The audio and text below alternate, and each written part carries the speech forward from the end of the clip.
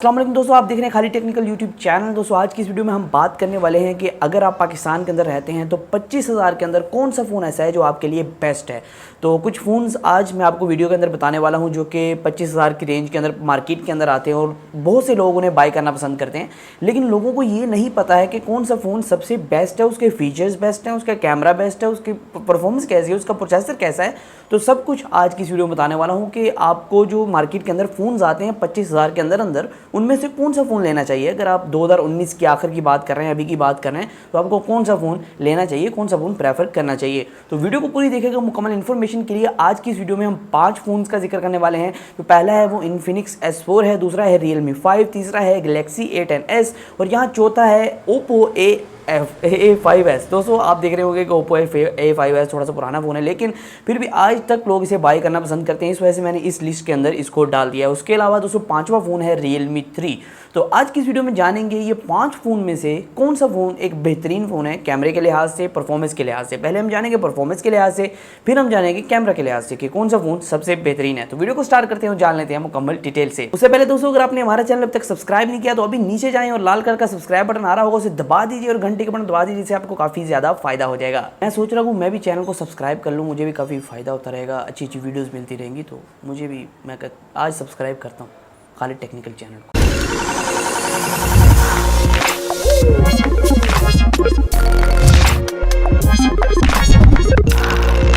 यहाँ स्टार्ट करते हैं वीडियो को। पहला फ़ोन यहाँ लिस्ट के अंदर है इन्फिनिक्स S4। तो इस फ़ोन की स्पेसिफिकेशन थोड़ी सी बताऊंगा, सारे फ़ोन्स की क्विक स्पेसिफिकेशन बताऊंगा, फिर मैं आपको बताऊंगा कौन सा फ़ोन बेहतर है। यहाँ इन्फिनिक्स S4 के अंदर आपको Helio P20 का ऑक्टा कोर प्रोसेसर मिलता है, यहाँ 6.2 इंचज़ का 720p डिस्प्ले मिलता है और यहाँ दोस्तों आपको मिलता है 664 का वेरियंट। जी हाँ दोस्तों 664 का वेरियंट मिलता है 26,000 के अंदर, लेकिन मार्केट में आपको 25,000 के करीब ये फ़ोन मिल जाता है। उसके अलावा दोस्तों इसके अंदर 4000 mAh की बैटरी भी मिल जाती है। उसके अलावा दोस्तों बात करें Realme 5 की, जो कि अभी लेटेस्ट लॉन्च है और मार्केट के अंदर इसका स्टॉक आ चुका है तकरीबन। और यहाँ दोस्तों मैं आपको बताते चलूँ इसके अंदर आपको स्नैपड्रैगन का 665 प्रोसेसर मिलता है और साथ ही साथ आपको जो एक ऑक्टा कोर प्रोसेसर है और काफ़ी अच्छा प्रोसेसर है। इसके अलावा दोस्तों आपको 4GB रैम 64GB का ये वेरिएंट देखने को मिलता है, जो कि आपको मिलता है सिर्फ और सिर्फ 26,000 रुपये में। यहाँ आपको 6.5 इंचज़ की 720p LCD IPS स्क्रीन मिलती है और साथ ही साथ आपको 5000 mAh की बैटरी मिल जाती है। जी हाँ दोस्तों आपको Realme 5 के अंदर 5000 mAh की बैटरी मिल जाती है सिर्फ 26,000 के अंदर, और इसके अंदर जो प्रोसेसर लगाया गया वो भी काफ़ी कमाल का यहाँ देखने को मिलता है। अगर आगे फ़ोन की बात करें, यहाँ आते हैं Galaxy A10s, जो मैं आपको बिल्कुल भी रेकमेंड नहीं करूँगा अगर आप सैमसंग यूज़र नहीं हैं। अगर आप सैमसंग को एक दिली प्यार करते हैं तो फिर शायद आप ले लें इस फ़ोन को, लेकिन यहाँ दोस्तों आपको मिलता है Helio P22, वही वाला प्रोसेसर जो आपको मिलता था इन्फिनिक्स S4 में। उसके अलावा दोस्तों यहाँ आपको जो स्क्रीन मिलती है 6.2 इंचज़ की 720p LCD IPS स्क्रीन है। यहाँ दोस्तों आगे आपको मिलता है 232 का वेरिएंट, मतलब कि 2GB RAM 32GB internal storage.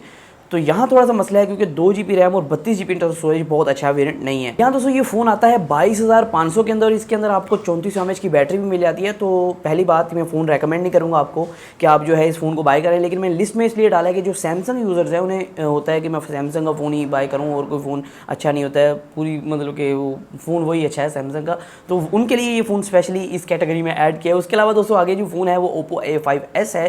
तो इसके अंदर आपको Helio P35 का प्रोसेसर मिलता है, जो कि ऑक्टा कोर प्रोसेसर है, और साथ साथ यहाँ आपको जो है 332 का वेरिएंट देखने को मिलता है 26,000 के अंदर।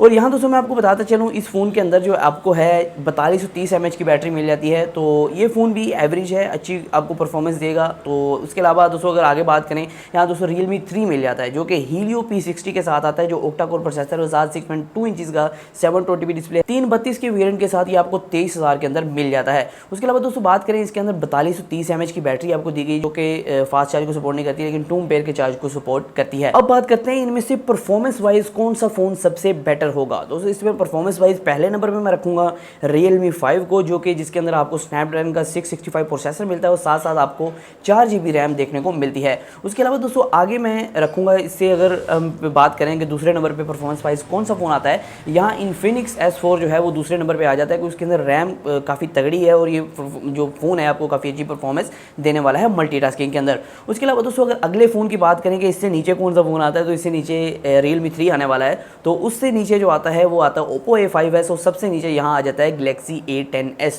क्योंकि इसके अंदर रैम कॉम्बिनेशन बहुत कम है, आपको मल्टीटास्किंग के अंदर, गेमिंग के अंदर बहुत ज़्यादा मसले मसाइल लैगिंग का सामना करना पड़ेगा।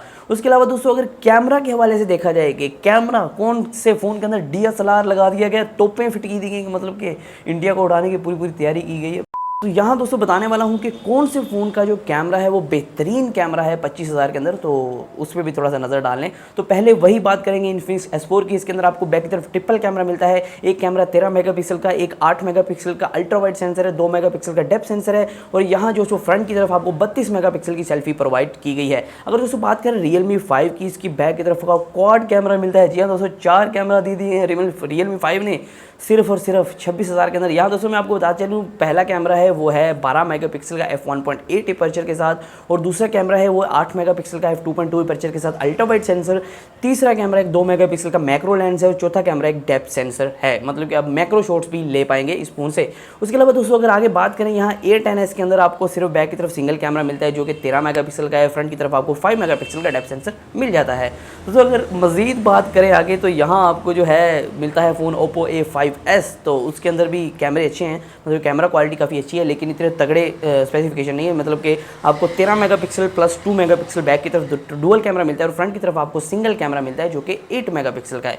अगर आगे आखिरी फ़ोन की बात करें जो Realme 3 है, तो यहाँ आपको 13 मेगापिक्सल और 2 मेगापिक्सल का कॉम्बिनेशन मिल जाता है बैक की तरफ, और फ्रंट की तरफ 13 मेगापिक्सल की सेल्फी भी दी गई है। दोस्तों अगर बात करें कैमरा परफॉर्मेंस के लिहाज से कौन फ़ोन जो है ज़्यादा नंबर लेता है, कौन कम लेता है, यहाँ दोस्तों पहले नंबर पर फिर आ रहा है Realme 5, क्योंकि इसके अंदर आपको क्वाड कैमरा सेटअप मिलता है, साथ में अल्ट्रा वाइड मिलता है, मैक्रो भी मिलता है, और साथ में मतलब कि आपको कमाल सेटअप दे दिया गया है। उसके बाद आपको उसके बाद जो फ़ोन आता है वो आता है यहाँ इन्फिनिक्स की तरफ से S4, क्योंकि इसके अंदर आपको जो अल्ट्रा वाइड सेंसर भी मिल जाता है, और इसके अंदर जो स्पेसिफिकेशन है तकरीबन सेम Realme 5 जैसी है, लेकिन इसके अंदर अपर्चर जो है वो थोड़े से कम है, जिसकी वजह से ये जो है पीछे रह जाता है, और इसके अंदर मैक्रो लेंस नहीं है, जिसकी वजह से इन्फिनिक्स जो है थोड़ा सा पीछे रह जाता है, और Realme 5 थोड़े से नंबर ज़्यादा ले जाता है, इस वजह से दूसरे नंबर पे इन्फिनिक्स को रखते हैं। दोस्तों तीसरे नंबर पे यहाँ जो फ़ोन आता है वो Realme 3 है, क्योंकि इसके अंदर बैक की तरफ 13+2 और फ्रंट की तरफ आपको 13 मेगापिक्सल का कैमरा देखने को मिलता है।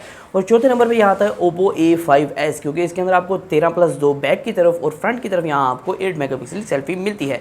और आखिर में आ जाता है हमारा प्यारा दुलारा Samsung A10s, तो इसको भी हम रखेंगे, ज़रूर रखेंगे, क्योंकि इसे रखना ज़रूरी है, सैमसंग जो है इस वजह से रखेंगे। दोस्तों अब बात करते हैं मेरे ओपिनियन की, कि आप पूछ रहे होंगे भाई जी अभी तक हमें कंफ्यूज किए जा रहे हो, बताई जा रहे हो कि भाई जी ये फ़ोन ऐसे, ये फ़ोन ऐसे, लेकिन ये नहीं बता रहे कि कौन सा फ़ोन हमें लेना चाहिए। वो अब बताने लगा हूँ, क्योंकि यहाँ जो फ़ोन हैं ये बहुत ज़्यादा मार्केट में आ चुके हैं, लेकिन आपको वही बाय करना है जो एक रिकमेंडेशन हो, एक बेहतर फ़ोन हो, जिसके अंदर अच्छा प्रोसेसर हो।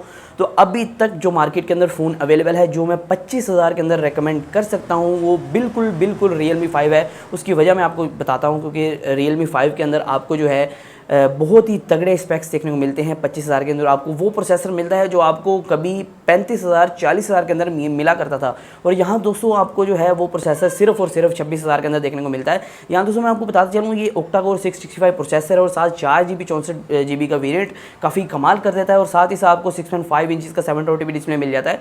तो साथ ही साथ आपको जो है 5000 mAh की बैटरी मिल जाती है। तो मैं हैरान हूँ Realme से, क्या उन्होंने 26,000 के अंदर 5000 mAh की बैटरी के साथ इतना अच्छा प्रोसेसर प्रोवाइड कर दिया। तो ये Realme पहले से करता आ रहा है, हमें हैरान करता आ रहा है, तो हैरान तो नहीं हूँ, लेकिन फिर भी हैरान होना पड़ रहा है, क्योंकि बैटरी काफ़ी ज़्यादा दे दी है इस रेंज के अंदर।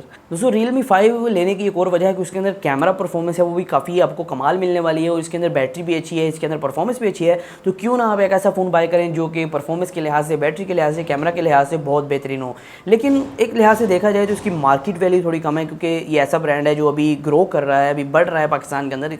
इतने लोग इसके ज़्यादा कस्टमर्स नहीं है, लोग डाई हार्ड फ़ैन नहीं है जैसे सैमसंग के फ़ैन है, और आईफोन के मतलब कि 2 कैमरे लगा दिए 3 लाख रुपया ख़रीद दो, तो वो वाले फ़ैन नहीं है अभी। इस वजह से Realme थोड़ी सी मार्केट कैप्चर नहीं कर पा रहा है। मतलब कि ऑफ जो होती है ना आफ्टर सेल, मतलब कि आफ्टर डब्बा खोलिंग मार्केट, वो कौन सी मार्केट होती है, इंग्लिश कमज़ोर, तो वो मतलब कि सेकंड हैंड अगर आप फ़ोन इसको मतलब कि आप कहते हैं यार बस मेरे Realme का शौक पूरा हो गया, अभी इसे बेचना है, तो आप जाएंगे मार्केट के अंदर, रेट लग जाएगा थोड़ा, आपका दिल टूट जाएगा, आप घर आ जाएंगे, तो ऐसा कुछ होने वाला है। लेकिन अगर आप लेना चाहते हैं फ़ोन जो कि हर चीज़ अंदर लेस हो, उसके अंदर आपको 7.2 mm की गोलियाँ डल रही हो, और फ़ोन जो है फायरिंग स्पीड बहुत ज़्यादा हो, उसके अंदर मैगज़ीन एक्सटेंड करने का ऑप्शन भी हो, तो ये फ़ोन काफ़ी बेहतरीन है आपके लिए। तो वैसे देखा जाए तो इन्फिनिक्स S4 काफ़ी अच्छा फ़ोन है। अगर आप देखते हैं 25,000 की रेंज के अंदर। लेकिन अब Realme 5 के आने के बाद जो Infinix है इसे थोड़ी सी प्राइस को कम करना चाहिए, क्योंकि यहाँ दोस्तों जो Infinix है वो Realme से 5 से बेहतरीन परफॉर्मेंस प्रोवाइड नहीं कर पाएगा, क्योंकि देखा जाए प्रोसेसर अच्छा है, तो इस वजह से Realme जो है वो नंबर ले जाता है और Infinix